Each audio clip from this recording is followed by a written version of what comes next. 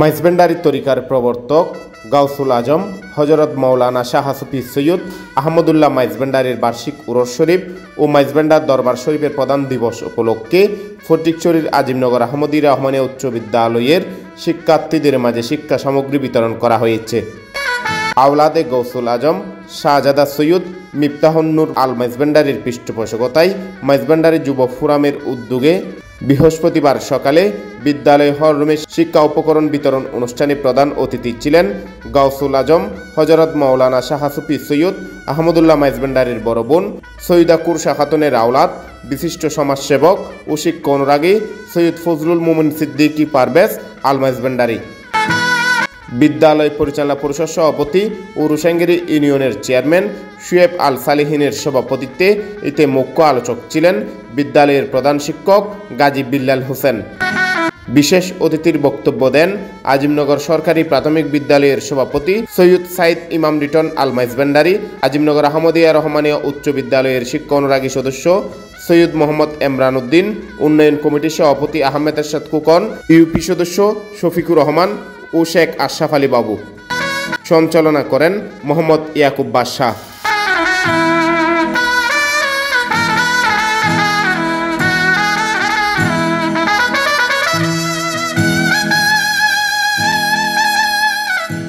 লেকিন স্কুলে একদিন কলেজ হবে, আমি একটা পাবলিক লাইব্রেরি করার জন্য আমার একটা প্ল্যান আছে। আজিমনগরের মধ্যে একটা পাবলিক লাইব্রেরিও ইনশাল্লাহ ট্রাই করতেছি। ইনশাল্লাহ হয়তো স্বপ্ন যখন দেখি মুনি গৌসুল আজম হয়তো কোনো একটা পথ তৈরি করে দিবে। পটিয়া থেকে যখন চট্টগ্রাম এদিকে যখন আসছে সর্বপ্রথম আজিমনগরে উনি বসতি স্থাপন করেছিলেন হুজুর গৌসুল আজম আহমদুল্লাহ মাইজভান্ডারী। আমাদের এই বাড়ির এখানে একটা মসজিদ ছিল, মসজিদের সে সর্বপ্রথম ইমাম হিসেবে এখানে দায়িত্ব পালন করেছিলেন। নাম্বার 1। নাম্বার 2 হচ্ছে যে এখানে উনি এখানে কি করেছেন, এখানে উনি বিয়ে শাদী করে আত্মীয়তা করেছেন। তারপর কি হলো, ওনার বড় বোন সৈয়দা কুরশা খাতুন মাইজভান্ডারী, যিনি আমাদের দাদি, ওনাকে এখানে বিয়ে দিয়েছেন। আবার বাউন্ডারির মেয়েকে এখানে বিয়ে দিয়েছেন। আবার আমার ফুফু মিফতাহুন্নুর মাইজভান্ডারীকে আমরা ওখানে দিয়েছি। তার মানে আত্মীয়তার বন্ডেজটা আজিমনগর সম্পর্কে আমি একটু বুঝাচ্ছি।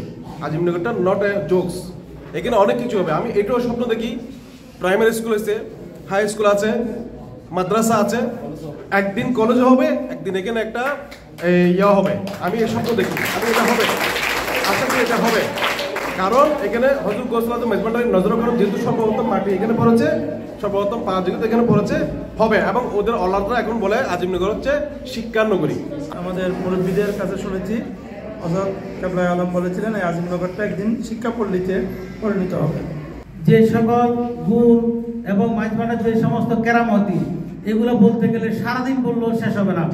তবে আমার নিজের অভিজ্ঞতার আলোকে বলছি, আমার নিজে যেটা আমি পেয়েছি, আমি আমার স্কুলকে নিয়ে অনেক বাধা বিপত্তি হয়েছে। ঢাকাতে আমি স্কুল যখন করতে যাই তখন ওনারা বলে যে এটা একটা নামের উপর। আমরা বলছি জানা এটা নাম না, এটা হলো আজিমনগর আহমদিয়া রহমানিয়া উচ্চ বিদ্যালয়, মাইজভান্ডারের 2 মহান ওলিয়ে কারামের নাম। সুতরাং এটা কারোর নাম না। হয়তো আমার 2-1 দিন ঘুরতে হয়েছে, কিন্তু এমনভাবে কাজ হয়েছে একেবারে সুন্দর সাফল্যভাবে হয়ে গেছে। দুনিয়া থেকে কবর পর্যন্ত জ্ঞান অর্জন করা ফরজ। এই জ্ঞান অর্জন এমন একটা জিনিস যেটা একটা জাতিকে সামনের দিকে এগিয়ে নিয়ে যাবে, একটা পরিবারকে সামনে দিয়ে নিয়ে যাবে, একটা রাষ্ট্র, একটা ইউনিয়ন বলেন, একটা ওয়ার্ড বলেন, প্রত্যেক জায়গায় এই শিক্ষার আলোটাই কিন্তু কাজ করে। দুরুম খাল, এখানে দেখবেন ফটিকছড়ি বিবিরাটের দিকে অনেক বিশাল এক দুরুম খালের বিশাল বিস্তৃত এলাকা নিয়ে এই খালটা। কিন্তু এই দুরুম আমাদের আজিমনগর থেকে শুরু করে এদিকে নিশ্চিন্তপুর এদিকে গিয়ে দেখবেন এই খালটা একদম সরু হয়ে গেছে। কারণ এটা হযরত গৌসুল আজম আহমদুল্লাহ মাইজভান্ডারী কেবলা কাবার কেরামত। উনি এই হারামজাদি বলে এই খালকে উনি এখান থেকে বিতাড়িত করেছেন, বিদায় আজকে আমরা এখানে সুন্দর সুষ্ঠুভাবে আমরা বসবাস করছি। না হলে এই দুরুম খালে প্রত্যেক বন্যার সময় 1-2টা মানুষ ছেলে মৃত্যুবরণ করে ফটিকছড়ির দিকে, কিন্তু আমরা ওটা থেকে বেঁচে গেছি। আমরা দুরুম খালের উপর যারা আশেপাশে বসবাস করতেছেন, ওনারা সুশৃঙ্খলভাবে সুন্দরভাবে বসবাস করতেছেন। আজকে এই শিক্ষা সামগ্রী যার মাধ্যমে আমরা পেয়েছি, আমি তার প্রতি কৃতজ্ঞতা জানাচ্ছি আওলাদে গৌসুল আজম আওলাদে মাইজভান্ডারী অ্যাডভোকেট মিফতাহুন্নুর মাইজভান্ডারী সাহেবকে। বই তো ফ্রি পাচ্ছেনই, আপনারা বিনামূল্যে শিক্ষা সামগ্রীও ফ্রি পাচ্ছেন। অথচ একসময় যারা পড়াশোনা করেছেন আজ থেকে 15 বছর আগে, তারা বিনামূল্যে বই পাননি।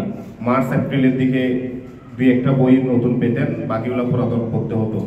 আপনারা সুসময়ে এসে পড়াশোনা করছেন। আমরা প্রত্যাশা করব আপনারা ভবিষ্যতে এই সমাজের নেতৃত্ব দিবেন এবং একজন ভালো মানুষ হিসেবে, আলোকিত মানুষ হিসেবে এই সমাজকে আলোকিত করবেন।